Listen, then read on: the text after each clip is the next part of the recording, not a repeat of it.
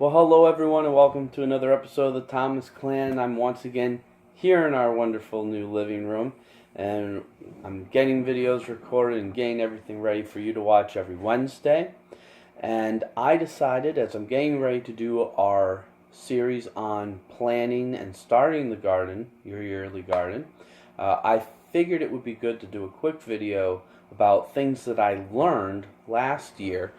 Last year we had a phenomenal garden, and I feel it was a great success, but not everything went as planned. I actually made a whole bunch of notes here as to things that I want to make sure that I mention to you guys, because I think learning from your mistakes is the best way to create success in the future.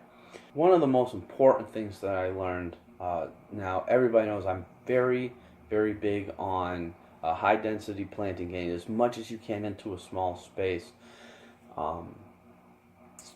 because with a large family you need to grow a lot of plants, and so everybody knows how important that is to me to do the high density gardening.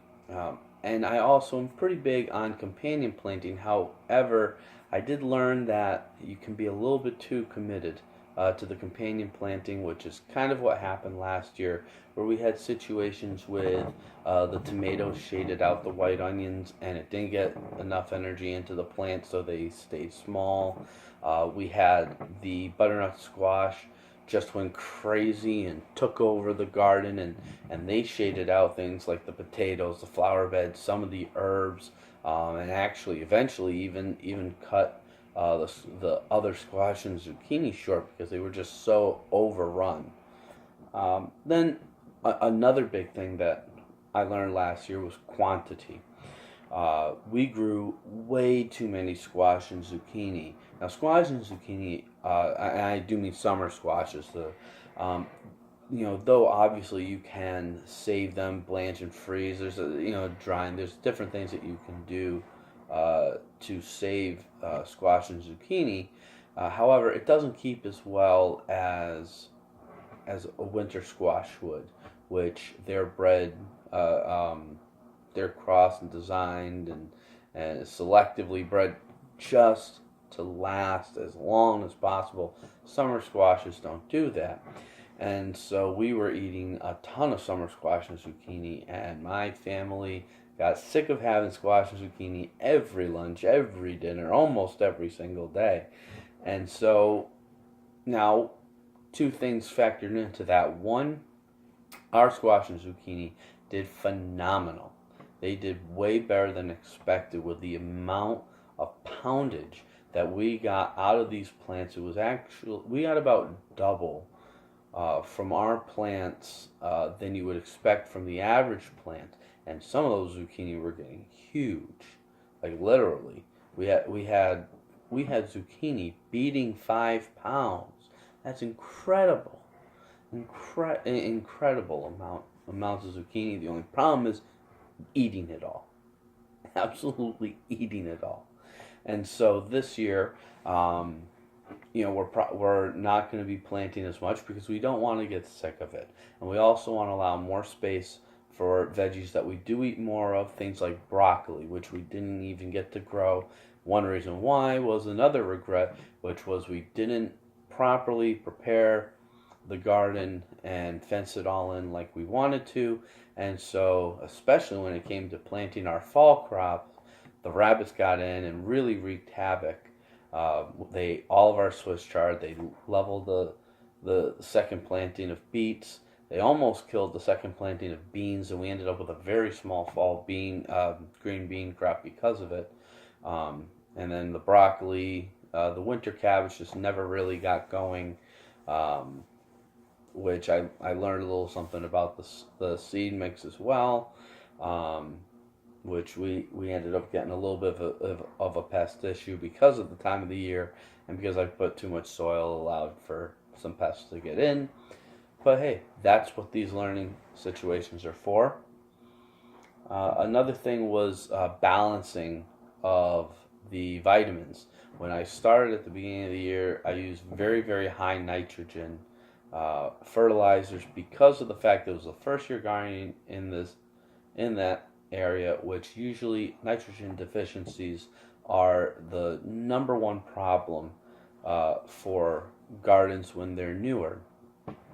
And so I just loaded with nitrogen, which nitrogen helps you set some great roots and helps you get some flowers early, some leaves on those plants early on. However, without the phosphorus and potassium, or the P and the K of the NPK and the fertilizers, as well as a lot of micronutrients, manganese, zinc, so on and so forth, sulfur in the case of potatoes. Without a good balance of those other nutrients, you're not going to get the fruit that you desire, especially when it comes to things like tomatoes. You need phosphorus and potassium for a lot of healthy potatoes, which I kind of saved myself because my plants were huge and flowering so much, getting so much energy from the sun that they were going to be successful no matter what I did. Tomatoes are just one of those things that I'm very, very lucky with growing every year. However, what really saved my plants and really allowed them to set the fruit, continue fruiting, and to get them ripe, get them red, was when I added the trifecta, which is high in the phosphorus and potassium and those micronutrients, as well as having nitrogen as well.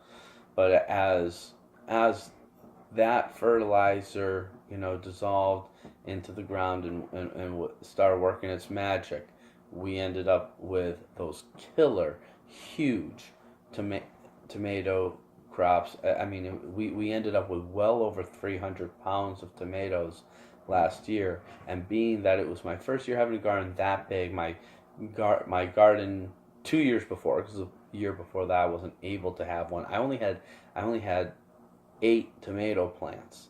I went from 8 to 38. And 38 plants should have yielded me about 250 to 275 pounds, and I was well over 300 pounds.